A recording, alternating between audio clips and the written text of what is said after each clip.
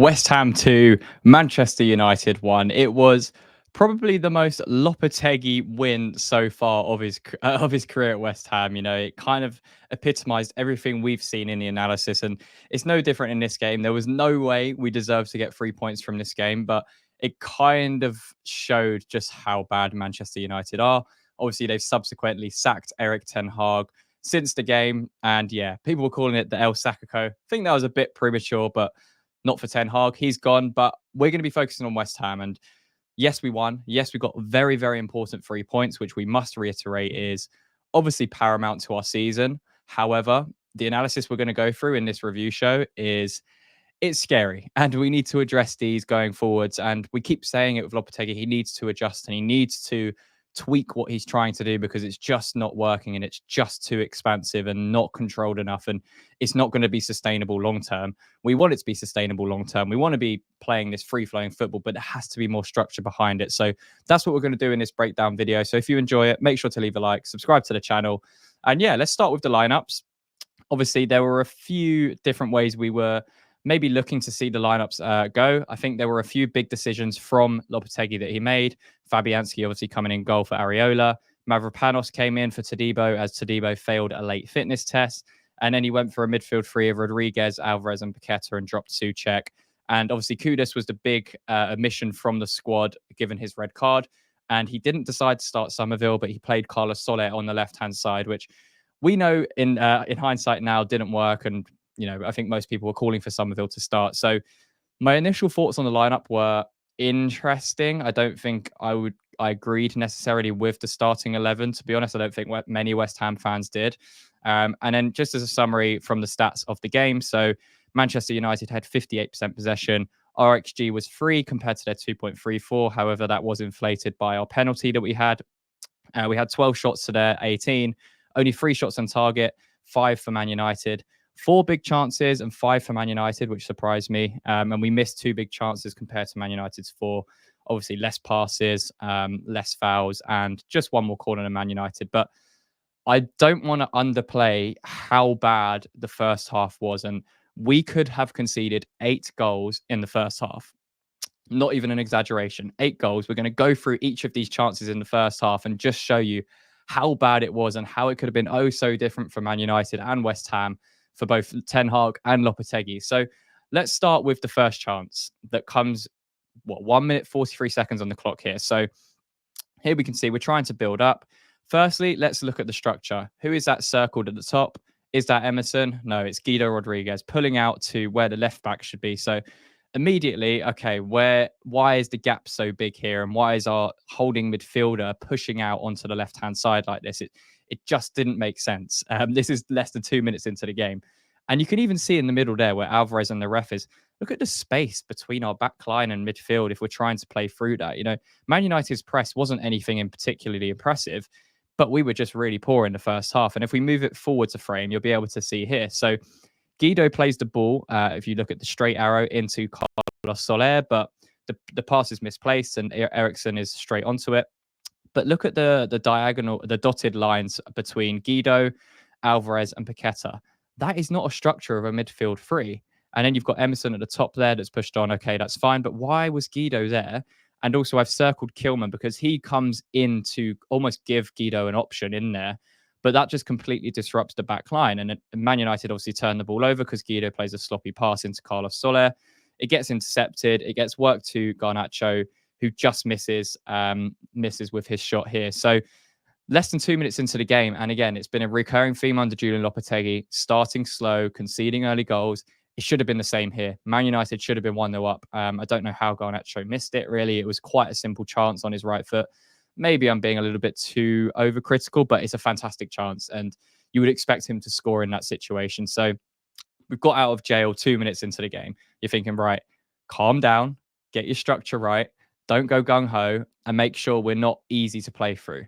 However, this is 7 minutes 45 onto the clock where Man United's second chance comes from. So we just, let me bring it back one, sorry, here. So we actually played some quite nice movement here. Wan-Bissaka managed to get it to Antonio, and you can see Bowen and Wan-Bissaka on their bike. Antonio has a very, very simple pass into Bowen here, and he messes it up. And Man United intercept it through not Lautaro, Lissandro Martinez, their centre back, and then they get into this situation where it comes into their midfield. Now, this is an important aspect I need to get across because it happened throughout the entire first half. It happened in elements of the second half, but the way Lopetegui wants to play, it's like the players have been triggered to press at any moment, regardless of where you are on the pitch or any understanding for what consequences that could do structurally, defensively for you. So Wan-Bissaka's immediate reaction is, right, I'm going to go in and trigger. Alvarez, as you can see with the arrow there coming into shot, he was nowhere near the play here, but his automatic trigger is, right, I need to press in, I need to be tight. It's not the way to play football. You're just going to get exposed. And if we move it on a frame again here, Wan-Bissaka's left in no man's land. Mavropanos has the same trigger. Okay, he's going touch tight to Højlund, their striker. But again, the immediate reaction of players is to go as touch tight as you can, press in, suffocate, and try and win the ball. However, it's individuals doing it, and there's no structure or cohesion behind what we're trying to do, which is leaving massive, massive gaps across the defense and between the midfield and defensive line. And then we're just finding ourselves in these situations where, again, Mavropanos has been left on the floor. Højlund's got the better of him. But Guido, again, look, he's not close enough to his man, but his instant reaction is just to go out and try and press the ball in a situation where he should be covering Mavropanos here. He should be sitting in and noticing that Garnacho is already making that run off of Alvarez and he's clearly faster than him. And he should be dropping into that space. But again, it's like this mentality has been instilled into the players to go and press at any given opportunity, regardless of what's happening behind you or regardless of the context of what's happening on in the game. And then it just leads to a really good chance. Again, Garnacho could have had his second, but he puts this one wide in a one-on-one situation with Fabianski. So less than 8 minutes into the game, and you can see there, the first chance was just structural and losing the ball in a silly place. And, things happen like that, but it was just not good enough early on. Then you look at that, there were 4 or 5 players in that sequence for that second Garnacho chance where they've gone to trigger and they've gone to press really high and they're just leaving gaps. And it's really, really concerning. I'm going to be honest. This should have been a really positive review, beating Man United for the third time in 3 seasons at home. And it just hasn't been a positive review so far. And this the whole recurring theme in the first half is going to follow that. I'm sorry if you're looking for my happy side. That can come later in this review, but it's just not good enough. And there's no way we can get away with this long term and sustain this because it just kept happening time and time and time again. And, let's move it on a little bit. This is what, less than 12 minutes into the game here. So United's third big chance, let's call it that. Look at the space in our midfield here. So this comes from a simple turnover. Man United, it goes to Onana. I think Antonio tried to cross it in. It's easy gathered. But then this is the structure that we're left with if we lose it. It's a simple throw out to the left-hand side. The ball comes into Bruno. And you can see here, look, there's just so much space in the middle. There's no structure to what we're trying to do. There's too many gaps, and it's just too easy to play through. One simple pass, and they're through. It is literally just as simple as that. There's no cohesion. There's no structure. And again, if we move it forward to frame, Højlund beats Kilman pretty well. He does very well here. And Fabianski makes a big save here from point blank range. So that's 3 chances in less than 12 minutes. And they've all come because of our structural issues off the ball.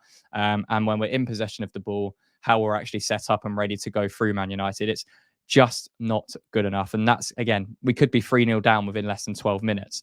Does it get better? No, I'm sorry. It doesn't get better. It gets worse. And let's move on to Man United's 4th big chance in that first half, because this actually happened in the same sequence as the 3rd chance. So this happened here. Fabianski makes a save. It comes out to Guido. He panics and hooks the ball and doesn't play a simple pass. And it comes back into possession of Man United. They recycle the ball into this position. And again, this is looking a little bit more comfortable structurally. We've got Guido, we've got Soler, we've got Alvarez, we've got our back 4 there. But when you look at it closer, it's actually nowhere near good enough. Wan-Bissaka's pointing to where Bruno Fernandes is in the middle. Mavropanos is drawn towards Højlund because, again, that instilled mentality to go man-to-man and pick up who you've been told to pick up. But Kilman and Mavropanos should be communicating here. Kilman should be dropping into that space where Højlund is. And, they should be keeping an eye on him, but they should also be aware of Bruno Fernandes's run. Mavropanos does not look at him once. Wan-Bissaka's pointing to him, which is great. He's got him in his eyesight, so he should be able to track the runner if he needs, but he's also got Garnacho on his shoulder, so that's going to be difficult for him. But Kilman should drop in and take Højlund. Mavropanos should be spare to take on Fernandes, and Wan-Bissaka should be marking Garnacho as he is here. However, the ball comes in. If we move it forwards one frame, sorry, as the ball's about to come in, Mavropanos, you can see here, look, he's trying to step up. He's left Højlund. We're trying to step up. We're trying to play, but he's not looked at Fernandes once. Wan-Bissaka's still pointing towards him. And then we get into this situation where Wan-Bissaka is just standing still because he's just, again, this is something we've said defensively he needs to be careful with, and he switches off. Mavropanos is like, oh my God, someone's made a run on me and I didn't even know about it, even though he had all of those chances to know of Bruno Fernandes' whereabouts. And Bruno Fernandes should score the header. Again, it just goes over. So four massive chances just 12 minutes into a match is inexcusable, and it's not good enough. It's structurally inept. It's just not nowhere near cohesive enough. And the longer this happens, the longer we continue to play like this, the more question marks there are going to be around Julian Lopetegui and what he's trying to do. Now, I've said I'm going to give him 15 to 20 games before judging or making a call on what I think he is going to do publicly. I'm already leaning towards what I want to say. I'm just going to reserve that until I've seen more, and I've seen the likes of Fulkrug come back into the squad, and we play with a more settled 11. But it's not the signs are not good. Even though we won this game again, it feels like crazy that I'm talking like this after a win against Manchester United that would have been such a big win. Over the last few seasons, even when Man United weren't at their best, and it still is a big win. Don't underestimate the importance of this 3 points. But this can't continue. This isn't sustainable. So, yeah, those were the first 4 chances in the first 12 minutes. Then we move on to chance 5. We got a little bit of a respite, so this one only happened in the 20th minute. So we had about 8 minutes where we were chilling. But okay, this has come from a goal kick from Man United. So it looks like we've been told, Bowen and Antonio, I want you to go either side of the D here. This is how we're going to play, because when we trigger the press, we want to be very, very close and man-to-man, and we want the likes of Wan-Bissaka to push up on Mazraoui in the back here. And I think that's what we were doing. We're trying to cut off the mid-lines where Casemiro gets the ball, and then Bowen and Antonio can pick up on De Ligt and Martinez, the centre-backs, and we can almost go man-to-man and suffocate them because we don't really back Man United to have the confidence to play through. Okay, that's fine. Let's move it forwards a frame, 3 seconds. There's no one behind Bowen. There is literally no one in between. You've got 2 players in Antonio and Bowen on the D. Where the hell is our team? Why are we setting up like that if we're not ready? And you can see Bowen there. He's just absolutely going mental, saying, where the hell is my team? And from that, Mazraoui literally just carries the ball into empty space, untouched at all. They play one ball over the top. Rashford's in. And luckily, Fabianski saves the day once again. And he comes out quickly, and Rashford messes his chance up. But 5 chances. And again, that came from 2 passes from Man United's goal kick. 2. Just 2. They didn't do some nice sequence. It was just one pass out to Mazraoui. They played it in, and then the ball over the top to Rashford. That was it. And that came from, again, structural issues, from understanding what we need to do, the cohesion on the pitch defensively, and people understanding their responsibility and what we're trying to do. Now, that may not be entirely on Lopetegui. That may be on the team's understanding of what's going on, but the manager has to take responsibility for that. There's no way Bowen and Antonio can get into that position on the D and have no one supporting them behind that. That is just inexcusable. Again, it's crazy that I'm talking like this after a win, but you can see that there are big issues, and there were big issues throughout the first half. So let's move on to chance 6, which came in the 30th minute. Again, this came from Wan-Bissaka doing a run, and he found himself on the left-hand side, as you can see there, that I've circled. You can see Wan-Bissaka where he is. Paqueta has the ball. Okay, this is fine. Just make sure you keep possession. Wan-Bissaka, you can get back into play, and we'll reset. There's no need to go crazy here. Wan-Bissaka sticks around. Paqueta has a simple pass out to Emerson, but it's a poor pass, and it gets intercepted. And then what is the initial reaction again, as we were saying before? As soon as we lose the ball or we want to trigger a press, every player just seems to go in. Emerson here onto Casemiro. Instead of Emerson just dropping back into his left-back position that he's left vacated, he goes after the ball, and he goes after the ball single-handedly. No one else is pressing with him. There isn't that cohesion. It's just gung-ho. And then we move it forwards again.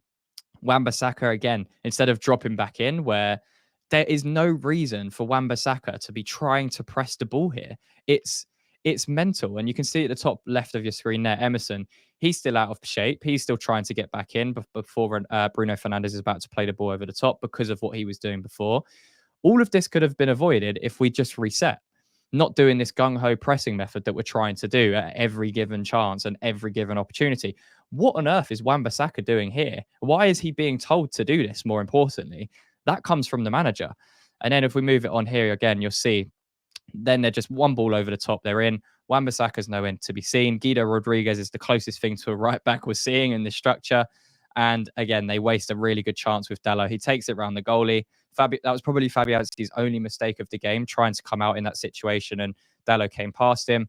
And Man United should be scoring here. It's an open goal and he hits the side netting and he misses. So 6 chances, 31 minutes into the game. We should be out of sight. I mean, I cannot fathom it. I really can't. It was ludicrous what we were watching. And we were so fortunate to go in half time at 0-0. And there was even another chance. Again, this one was slightly different because it comes from a set piece, but it's a fantastic ball in from Ericsson just before half time.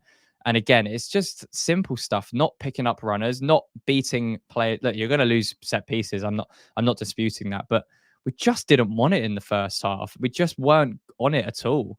And then the ball comes in, and I just wanted to reiterate the importance of this save from Fabianski. It was an unbelievable save from Casemiro's header.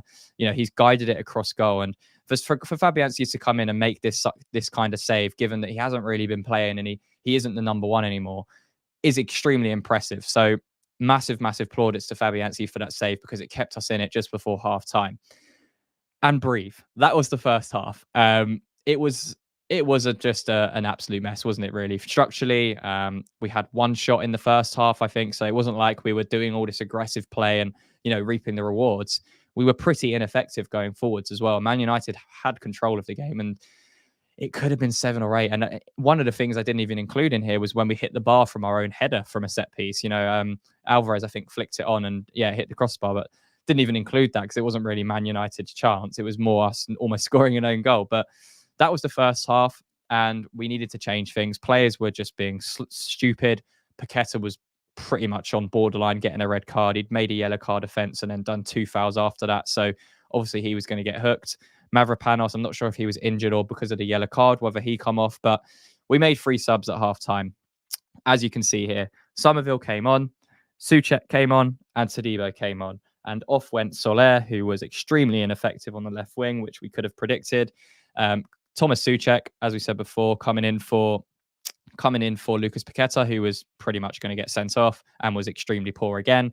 And Todibo came in for Mavropanos again. I'm not sure if that was an injury or whether it was because of Lopetegui's idea, because Mavropanos was on a yellow card. But that's what we did. And not only this is where I'm going to give praise to Julian Lopetegui, because he was reactive to a moment that needed changing. He was bold with 3 subs, which we wouldn't have seen under David Moyes. That wouldn't have happened at half time, no way. And we changed our off-ball shape a little bit and how we were building up in possession. So what it actually allowed us to do is this. So we saw Souček and Guido a lot of the time as the midfield 2. And then Alvarez was actually dropping in between the 2 centre-backs, Todibo and Kilman, and forming a back 3, which allowed Wan-Bissaka and Emerson to be aggressive, how they were being aggressive in the first half, but it just provided that extra security blanket when we didn't have possession of the ball. And we were a lot better off for it. So you can see here how we were kind of setting up off the ball. I still don't think it was amazing. I think Man United could have played through it, but it helped because it helped us alleviate the gaps we were leaving, because Emerson and Wan-Bissaka just play so high and they're both told to fly forwards and get backwards, but we just didn't have defensive cohesion or structure behind them to allow that to happen. So at least a 5-2-3 formation helped with that a little bit. However, there were still issues in that second half. I mean, you can see here, Wan-Bissaka at the top of your screen is pretty much the furthest forward player. Emerson's automatic response, again, is to go in and press. You can see Alvarez has stepped out into the midfield there when we were having possession of the ball. But it just didn't feel cohesive enough. And again, if I move it forwards here, just highlighting the way Lopetegui wants to play. And, Emerson and Wan-Bissaka are the furthest forward players in our team here, and they're both fullbacks. And again, this was 56-28 on the clock. We lose possession of the ball. And then 13 seconds later, we find ourselves in this situation where we're desperately trying to get back, and Højlund has a shot from there that gets saved by Fabianski. So it's it's all well and good me saying we're playing this way and we're trying to impose ourselves on the opposition, but there has to be a method behind it. However, we did start to see some success as the game went on with our press and what we were trying to do. It just wasn't cohesive enough throughout the 90 minutes, and we got caught out. But it did get us some success. So you can see here what we're trying to do. Again, the trigger, as soon as they get the ball, Antonio's pressing in. And then as soon as that gets to that point, you can see, look, Guido and Souček, their instinct, or they're being coached to go straight in and stop Man United from playing through. So that's what we were trying to do. It wasn't always successful, as I said. It's not consistent or coherent enough to sustain. But our goal did actually come from it. The opening goal we scored through Somerville did come from us turning the ball over through an aggressive press. So it does have its benefits, but it just has to be done in the right way. And it doesn't have to happen every single time. I think that's where Lopetegui's getting it wrong. He's trying to press at every given moment, even though there might not be a moment that permits us to do that. But let's talk about West Ham's first goal, because it did come from, I want to kind of pay particular attention to Todibo, because I thought he was fantastic in the second half when he came on. He really was. He brought a level of composure to that back line, and he was dominant in his duels. So you can see here, they get the ball, the trigger again, Wan-Bissaka going towards it, Thomas Souček going towards their player, suffocating Man United where possible. We then find ourselves in this situation where the balls come down the line, but this is where the back three kind of allowed us to be a bit more aggressive. And you can see here, instead of having no one in that space, or Guido trying to cover that space where Wan-Bissaka's vacated it, Todibo was almost allowed to push up a little higher because he had Alvarez behind him as the blanket in the back three. And Todibo gets touch tight with his man.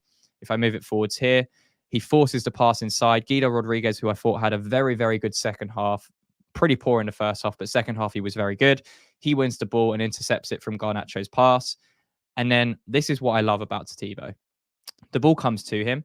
He could do the simple thing. He could take a touch. He could come inside. He could play it to Guido. He could recycle possession. He plays a fantastic pass, first time pass through to Jared Bowen through that line.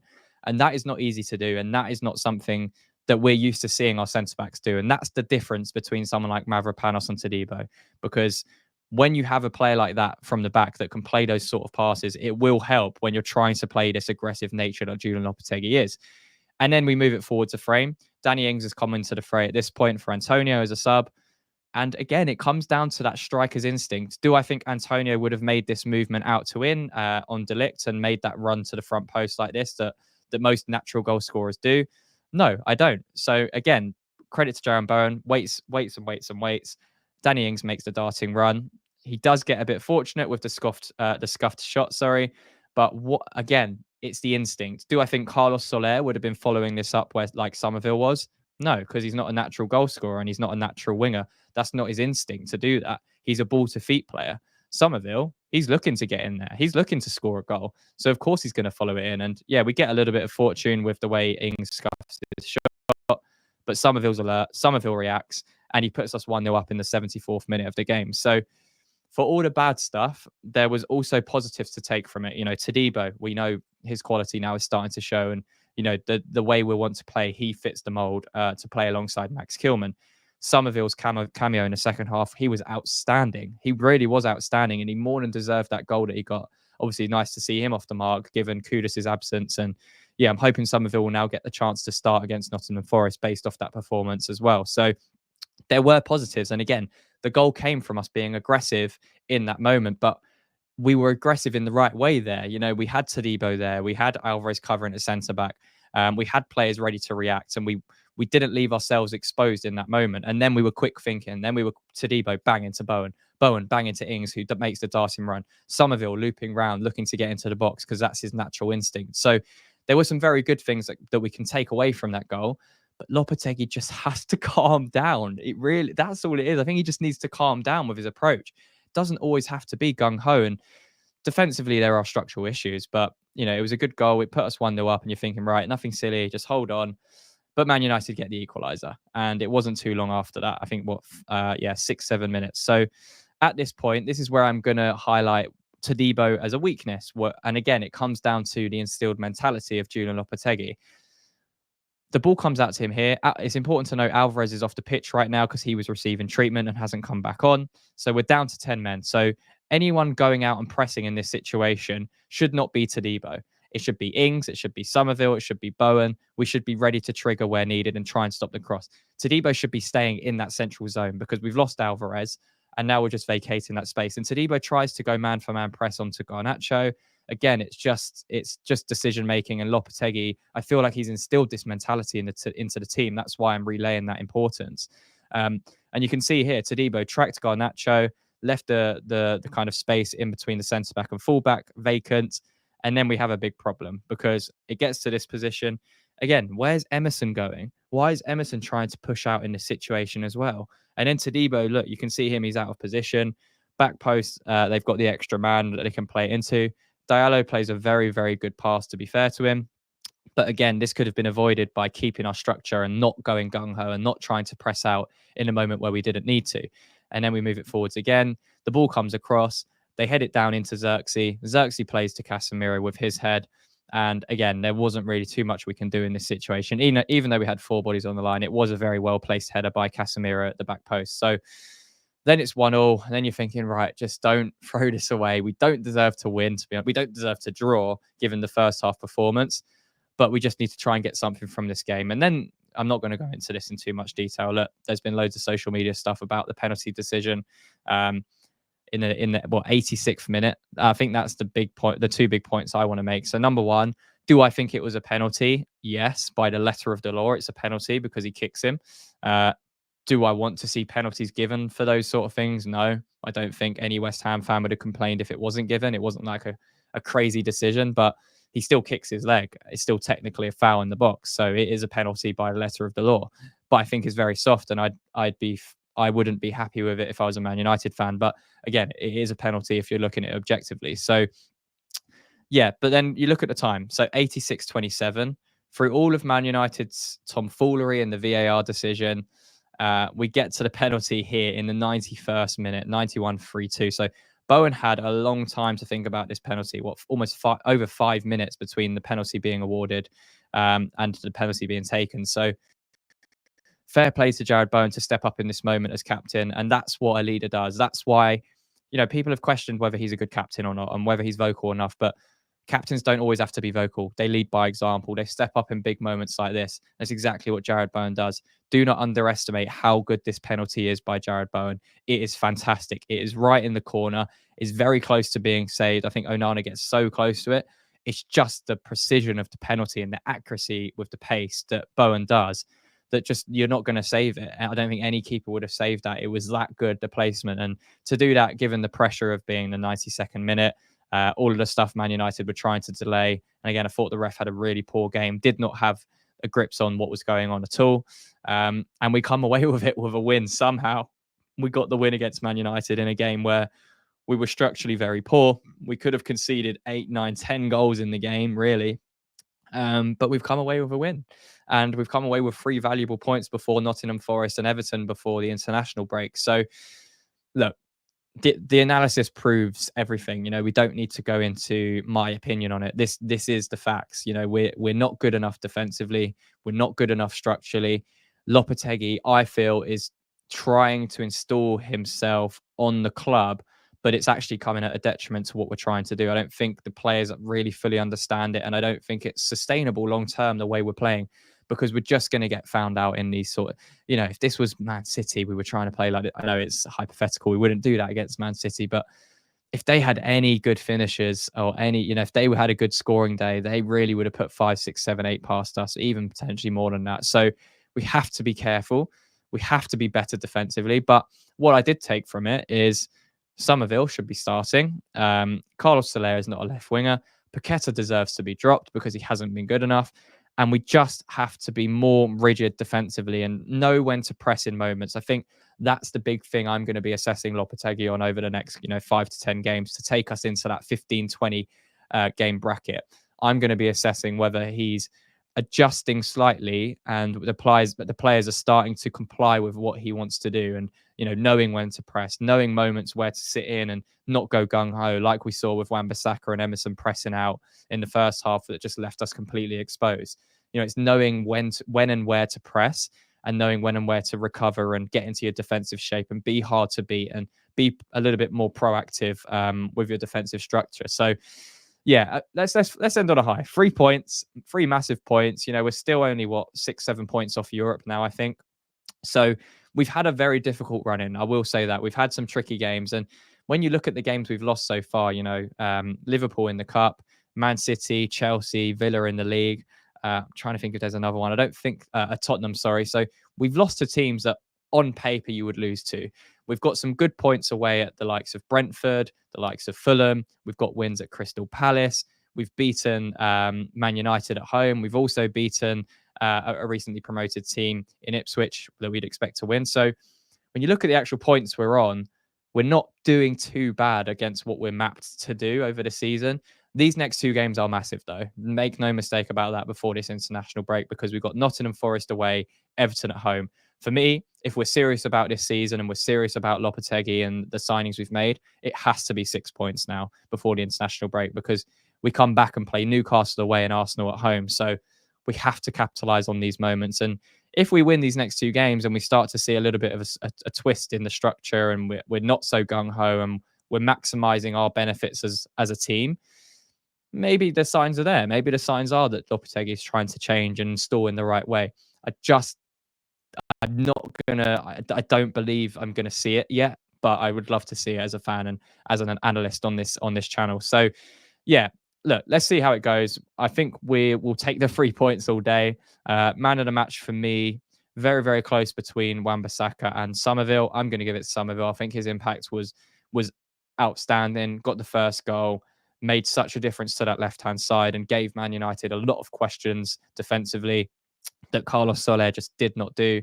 I think Wan-Bissaka in the first half was, again, structurally, defensively not good enough. Even in the second half, there were moments where he wasn't, but I thought he put in a massive shift. He went down with cramp like 4 or 5 times and was still making some really important last-ditch tackles. And I do feel a little bit for him, because he's being told to go forward so much and also defend, and it's a lot to do for a fullback, especially when Emerson and Wan-Bissaka are both doing that. So Wan-Bissaka definitely deserves mention, as does Jared Bowen for his finish and his penalty winner. There were a few others, but yeah, Todibo I thought came on and did well. Kilman put in a solid performance, but look, let's take the 3 points. We'll be back with a preview show for the Nottingham Forest game, as they're flying. They're in the top 6, top 7, I believe. They've just got a really good win away at Leicester. So it's going to be a tough game going to Nottingham Forest. And yeah, we're going to have to be on it if we do want to get 3 points in that game. But that's where I'm going to leave it for today, guys. If you did enjoy the analysis, please do let me know in the comments down below, and leave a like on the video if you enjoyed the breakdown as well, as that massively helps us out.